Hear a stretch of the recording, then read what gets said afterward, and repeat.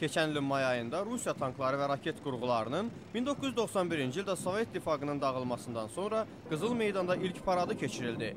Ancaq bu yaxınlarda Rusiya Müdafiə Naziri Anatoliy Serdyukov deyib ki, paradda nümayiş etdirilən ağır texnikanın böyük bir hissəsi də daxil olmaqla Rusiyada silah-sursatın 90%-i köhnəlib. Martın 17-sində Prezident Dmitri Medvedev Rusiya ordusunun müasirləşdirilməsi üçün yenidən silahlanma planını açıqladı.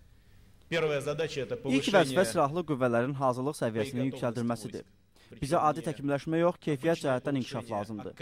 Ən başlıcası isə strateji nüvə silahlarıdır. Cənab Medvedev deyir ki, NATO'nun genişlənməsi, yerli böhranlar və beynəlxalq terrorizm Rusiyanın təhlükəsizliyinə hədələr yaradır. O, keçən avqust ayında Gürcüstan münaqişəsinin Rusiyanın adi qüvvələrindəki çatışmazlıqları göstərdiyini bildirib.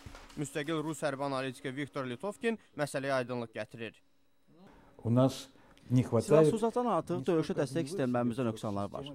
Bunlar pilotsuz təyyarələr, sərrast silahlar, kəşfiyyat, naviqasiya, kommunikasiya, nəzarət sistemləri və s. Bu sahədə modern sivil dünyadan çox geridə qalmışıq. Prezident Medvedevin sözlərinə görə neft qiymətlərinin düşməsi ilə bağlı ölkənin milli büdcəsinin gərgin olmasına baxmayaraq, Rusiya yeni silahları almağa və təkmilləşdirməyə külli miqdarda vəsait sərf edəcək. Ancaq digər müstəqil hərbi ekspert Pavel Fergenauer deyir ki, Rusiyanın problemi təkcə pul deyil, əsaslı yenidən silahlanma üçün sənaye qabiliyyəti çatışmazlığı da yaşanır. Ehtimal ki, onlara qərbdən texnologiya və ləvazimatlarla yanaşı böyük silah sistemləri də almaq lazım gələcək. Ancaq qərbə ziddiyyətli yanaşma davam etdikcə bu mümkün olmayacaq. Hərbi mütəxəssislər deyir ki, yenidən silahlanma proqramının məqsədlərindən biri silahlı qüvvələrdə nəzərdə tutulmuş ixtisarlara qarşı zabitlərin narahatlıqlarını azaltmaqdır. Proqrama əsasən 200 minə qədər zabit işini itirə bilər. Hərbi müşahidəçilərin fikrincə silahlı qüvvələr və onları dəstəkləyənlər bir elektoratdır və Kreml bu seçkiləri nəzərdən qaçıra bilməz.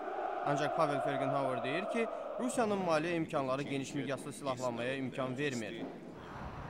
Şərhçilərin fikrincə Rusiyada belə məsələlər barədə qərarlar bağlı qapılar arxasında qəbul edilir və bu da avtoritar rejimlərin bir xüsusiyyətidir. Dmitri Medvedev deyir ki, hərbi qüvvələrin bir hissəsi artıq müasirləşdirilib. Quru və dəniz qüvvələrinin geniş miqyaslı təkmilləşdirilməsi isə 2011-ci ildən başlayacağı gözlənilir.